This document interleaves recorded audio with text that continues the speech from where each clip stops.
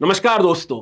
Rajiv Gandhi murder case से दया दरवाजा तोड़ दो बोलने वाले सीआईडी तक हमने डीएनए फिंगरप्रिंटिंग का नाम बहुत बार सुना होगा, जिसका हम यूज करते हैं मर्डर सस्पेक्ट्स को आइडेंटिफाई करने में, पेटर्निटी डिस्प्यूट्स को रिजॉल्व करने में कि भैया कौन किसके फादर हैं, कौन किसके मदर हैं। तो आखिरकार ये डीएनए फिंगरप्रिंटिंग काम कैसे करता है? देखिए दोस्तों, 99.9% ऑफ द डीएनए हम सारे ह्यूमंस में एक जैसा है, क्योंकि अल्टीमेटली हम सारे ह्यूमंस हैं भी एक जैसे, दिखते भी एक जैसे, वही दो हाथ हैं, दो पैर हैं, दो आंख हैं, दो कान हैं। तो आखिरकार फिर अलग क्या है दोस्तों? जो छोटा सा परसेंटेज ऑफ डीएनए हम सब में अलग होता है, उसी का एक इंपॉर्टेंट कंपोनेंट होता है टेंडम रिपीट्स। अब टेंडम रिपीट्स क्या होते हैं, आइए समझते हैं। देखिए, हमको पता है कि डीएनए जो होता है वो बेसिकली जो डिफरेंट न्यूक्लियोटाइड बेसेस हैं उनका एक सीक्वेंस होता है, आप देख सकते हैं।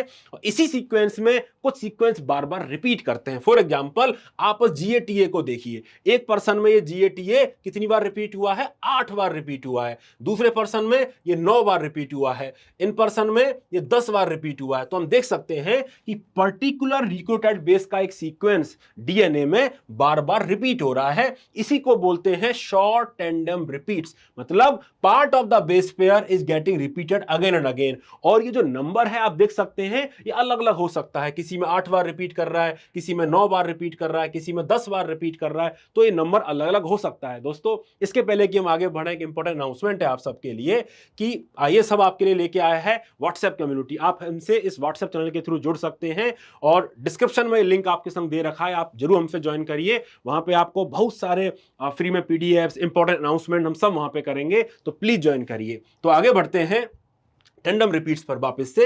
तो टेंडम रिपीट्स हमको समझ में आया कि हमारे डीएनए के सर्टेन पार्ट्स बार बार जो बेसेस हैं वो रिपीट कर रहे होते हैं, जिसको हम शॉर्ट टेंडम रिपीट्स कहते हैं। अब आप बोलेंगे कि सर ये पाए कहां जाते हैं? तो भाई, हमारा जो डीएनए होता है उसका एक कंपोनेंट जिसको हम बोलते हैं सैटेलाइट डीएनए, वहां पाए जाते हैं। अब सैटेलाइट डीएनए क्या होता है? देखिए, सैटेलाइट डीएनए का सिंपल मतलब है, अगर मैं इस डीएनए को फ्रेगमेंट कर दूं डिफरेंट डिफरेंट बेसिस के अकॉर्डिंग, और अगर उनको मैं डेंसिटी पे उनको मेजर करूं, तो देखो जो बल्क ऑफ द डीएनए, जो मेजॉरिटी ऑफ द डीएनए है, वो थोड़ा भारी होता है और वो थोड़ा नीचे आ जाता है। जबकि ये जो डीएनए है जिसमें ये शॉर्ट टेंडम रिपीट्स बहुत ज्यादा पाए जाते हैं, उन डीएनए के फ्रेगमेंट्स को थोड़े हल्के होते हैं और वो थोड़े ऊपर की ओर आ जाते हैं, तो इसलिए उनको सैटेलाइट डीएनए बोला जाता है। जबकि ये हमारा बल्क डीएनए है, ठीक है। अब सैटेलाइट डीएनए मिलता कहां है दोस्तों? सैटेलाइट डीएनए आपको मिलता है टेलोमियर में, टेलोमियर में, सेंट्रोमियर में, ठीक है। ये होते हैं टेलोमियर और सेंट्रोमियर्स में, ठीक है। तो क्रोमोसोम के डिफरेंट डिफरेंट रीजन्स में हमको सैटेलाइट डीएनए मिलते हैं। अब सैटेलाइट डीएनए में ये टेंडम रिपीट्स हैं, ये कितना बड़ा बेस पेयर है इसका, उसके आधार पर इनको और फर्दर डिवाइड किया हुआ, जिसपे यूपीएससी ने क्वेश्चन ही पूछा था, ठीक है। It can B micro satellite जिसमें 1 से 9 बेस पेयर ही रिपीट होते हैं। It can B mini satellite जिसमें 10 से 100 बेस पेयर रिपीट्स होते हैं। और it can be macro satellite जिसमें more than 100 base pair repeat होते हैं। तो depending upon the length of the repeats हमने इसको क्लासिफाई किया है micro, mini and macro satellites में, ठीक है। तो अल्टीमेटली हमको यह समझ में आ गया कि जो डीएनए का एक जो कंपोनेंट है जिसको हम सैटेलाइट डीएनए बोल रहे हैं, ये different different reasons of chromosomes में मिलता है। और इसमें बेसिकली होता यह है कि सर्टेन पार्ट बार बार रिपीट करता है, जिसको हम टेंडम रिपीट्स बोल रहे हैं। और टेंडम रिपीट्स के जो नंबर हैं वो अलग अलग भी हो सकते हैं, हर इंसान में वो नंबर अलग अलग हो सकते हैं। इतना हमको समझ में आ गया। अब दोस्तों, इसमें खास बात यह है कि ये जो कितनी बार रिपीट्स हो रहे हैं, ये हर पर्सन में बहुत ज्यादा वेरी करते हैं। ये वेरिएबिलिटी बहुत इंपॉर्टेंट है। देखिए, हमको सबसे पहले ये समझना पड़ेगा कि अगर हमको आइडेंटिफाई करना है, अगर हमको मर्डर सस्पेक्ट आइडेंटिफाई करना है कि भैया हमको यहां से डीएनए मिला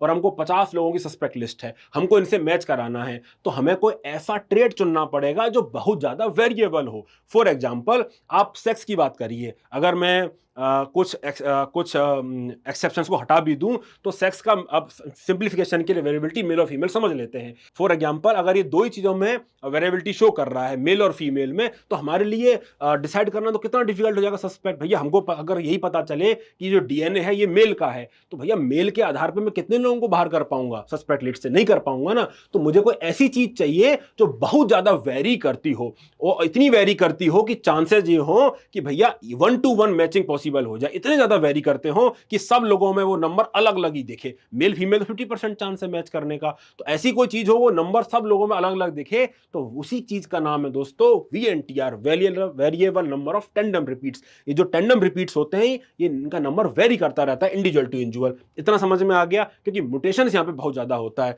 ये यूपीएससी के लिए इंपॉर्टेंट है कि जो सैटेलाइट डीएनए होता है ना, इसमें म्यूटेशंस काफी होते हैं और म्यूटेशन की वजह से ये टैंडम रिपीट्स का नंबर है ये बहुत चेंज होता है, हर पर्सन में चेंज होता है। तो लेकिन खास बात हमारे लिए अच्छी बात भी ये है कि जो म्यूटेशंस होते हैं ये सैटेलाइट डीएनए में होते हैं। सैटेलाइट डीएनए में जो जीन्स होते हैं, जीन्स उनको नहीं बोल सकते, जो बेस पेयर होते हैं वो प्रोटीन सिंथेसाइज का उतना ज्यादा काम नहीं करते, प्रोटीन सिंथेसिस में कोई योगदान नहीं होता, इसीलिए वो खुद को एक्सप्रेस नहीं करते। इसलिए इतना म्यूटेशन होने के बावजूद हमारे बॉडीज में बहुत ज्यादा डिफरेंस नहीं है, क्योंकि bulk of the DNA is where हमारा जो बॉडी फंक्शन है जो हमको गवर्न करता है। इस सैटेलाइट डीएनए से बॉडी फंक्शन गवर्न नहीं करता, मान के चलिए ये इनएक्टिव टाइप के हैं क्योंकि प्रोटीन सिंथेसिस में योगदान ही नहीं कर रहे, इसीलिए म्यूटेशन होने के बावजूद कोई बहुत ज्यादा फर्क हमें नहीं आता है। ये सैटेलाइट डीएनए की खास प्रॉपर्टी है, आप इसको याद करिएगा। तो अब इंपॉर्टेंट बात यह है कि जो डीएनए के ये जो सैटेलाइट डीएनए के जो सॉरी बेस पेयर हैं ये इनके नंबर्स अलग अलग होते हैं, ये हमको समझ में आ गया। अब दोस्तों अब बेसिकली हो क्या रहा है, अब देखिए अब हमको करना क्या, काम हमारा कितना आसान है। हमको पता है कि क्रोमोसोम के भैया डिफरेंट डिफरेंट लोकस पर, डीएनए के डिफरेंट डिफरेंट लोकस पर हमको पता है कि भैया सपोज ये वाला पैटर्न हमने गाटा का देखा था, ठीक है, ऐसे ही ये वाला पैटर्न टाटा का हो सकता है, मैं एग्जांपल के लिए बोल रहा हूं बस, ठीक है, ये वाला पैटर्न सीजी का हो सकता है, ठीक है। तो अगर ये गाटा गाटा वाला जो पैटर्न है, ठीक है, ये वाला पैटर्न 8 बार रिपीट हो सकता है, 9 बार रिपीट हो सकता है, 10 बार रिपीट हो सकता है। सिमिलरली ये वाला जो पैटर्न है सीजी ये भी 8 बार, 9 बार, 5 बार, कोई भी नंबर और रिपीट हो सकता है, टाटा भी कोई नंबर पे रिपीट हो सकता है। इतना समझ में आ गया। तो दोस्तों हम जब डीएनए प्रोफाइलिंग करते हैं तो हम इन डिफरेंट लोकस पर ही चेक करते हैं कि वो चीज कितनी बार रिपीट हो रही है। आइए अब आपको थोड़ा सा समझाते हैं, आपको एकदम क्लियर हो जाएगा अगली इमेज से। देखिए, आप देखिए कि ये डिफरेंट डिफरेंट लोकस हैं, जो मैं गाटा सीजी आपको बोल रहा था, ये डिफरेंट डिफरेंट लोकस हैं जिसमें अलग अलग जो न्यूक्लियोटाइड के बेस पेयर है वो रिपीट हो रहे हैं। तो फॉर एग्जांपल चूंकि 2 क्रोमोसोम होते हैं तो 2 का लिस्टिंग है। फॉर एग्जांपल इस वाले लोकस में आप देख सकते हैं एक में 15 बार रिपीट है, एक में 17 बार रिपीट है, एक में 15 बार रिपीट है, में 16 बार रिपीट है। तो आप देख सकते हैं ऐसे बेस पेयर पे मैंने लिस्टिंग कर दी है कि कौन कितनी बार रिपीट कर रहा है। अब ये हमको क्राइम सीन से सपोज एक सैंपल मिलता है और हमारे 2 सस्पेक्ट हैं और इन 2 सस्पेक्ट्स के भी हम सिमिलर प्रोफाइलिंग कर लेंगे। तो अब दोस्तों आप बताइए कि कौन कौन है असली क्रिमिनल, जो क्राइम सीन से हमको मिला है, कौन है असली क्रिमिनल। तो देखिए कौन है, 15-17, 15-17, 15-16, 15-16, 23-27, 23-27, 12-13, 12-13। तो हमको पता पड़ गया ये सस्पेक्ट बी का ही सैंपल हमको क्राइम सीन से मिला है। आपको समझ में आ रहा होगा। अब ये तो मैंने न्यूमेरिकली बहुत आसान तरीके से आपको थोड़ा समझा दिया, लेकिन एक्चुअल में हम ऐसे मैचेस को नहीं करते हैं, ठीक है। अच्छा, इसमें इसके पहले मैं आगे बढ़ूं, इसमें खास बात यह है कि चूंकि आप देखिए 2 पेयर ऑफ क्रोमोसोम है तो एक फादर से आता है एक मदर से आता है, इसका आप ध्यान रखिएगा, ठीक है। एक फादर से आएगा एक मदर से आएगा, तो इसीलिए पैटर्निटी एस्टेब्लिश करने में भी या इवोल्यूशनरी जो सीक्वेंस है उसको एस्टेब्लिश करने में भी इसमें मदद मिलती है, ठीक है। तो जनरली हम क्या करते हैं कि हम डीएनए का सैंपल तो कहीं से भी ले सकते हैं, बाल से, स्किन से, ब्लड से, सैंपल को लेके उसको डिफरेंट डिफरेंट फ्रेगमेंट्स में तोड़ देते हैं और उस पर इलेक्ट्रिकल फील्ड अप्लाई करेंगे क्योंकि डीएनए नेगेटिवली चार्ज होता है। तो जो सबसे छोटा वाला जो फ्रेगमेंट होगा वो बहुत तेजी से पॉजिटिव उसकी तरफ जाएगा, ठीक है, इसलिए वो अलग सेपरेट हो जाएगा। जो थोड़े भारी होंगे वो थोड़े पीछे रह जाएंगे। तो ऐसा करके हम डिफरेंट डिफरेंट प्रोसेस से निकाल के हमको अल्टीमेटली मिलते हैं बैंड्स, जिनको हम डीएनए फिंगरप्रिंटिंग बोलते हैं। और दोस्तों इन्हीं बैंड्स के आधार पर हम बेसिकली कंपेयर करते हैं। तो फॉर एग्जांपल इस लोकस पर हमको ये वाला बैंड मिला, फिर ये वाला बैंड मिला, फिर ये वाला बैंड मिला, तो हम कंपेयर कर सकते हैं 3 सस्पेक्ट में से कि भैया कौन सा वाला जो बैंड है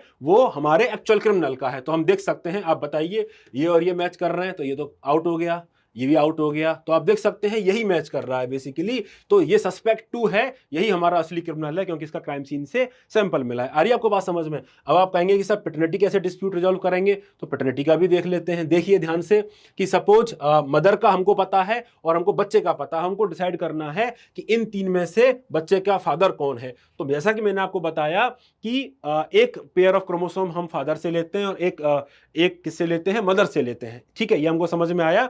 एक क्रोमोसोम फादर से लेते हैं, क्रोमोसोम मदर से लेते हैं। अकॉर्डिंगली जो वेरिएबिलिटी ऑफ नंबर है, जो 15-17 आपको दिखा रही थी, तो एक 15 फादर साहब से आया होगा, एक मदर की तरफ से आया होगा। तो सिमिलरली आप इस वाले बैंड को देखिए, तो ये बैंड कहां से आया है, तो ये बैंड मदर के पास तो है नहीं, तो ये बैंड फादर की तरफ से आया होगा, तो इसके पास भी नहीं है, तो ये तो यही रूल्ड आउट हो जाता है, ठीक है। ये फादर हो ही नहीं सकता क्योंकि ये बैंड इसके पास है ही नहीं, क्योंकि मदर के पास नहीं तो फादर से ही आना चाहिए, और चूंकि इसके पास भी नहीं है तो इसके पास आया कहां से, तो इसका मतलब ये रूल आउट हो गया। अब डेड 2 को देखें तो डेड 2 में भी ये है क्या, डेड 2 में ये है क्या, ध्यान से देखिए, ये डेड 2 में भी नहीं है,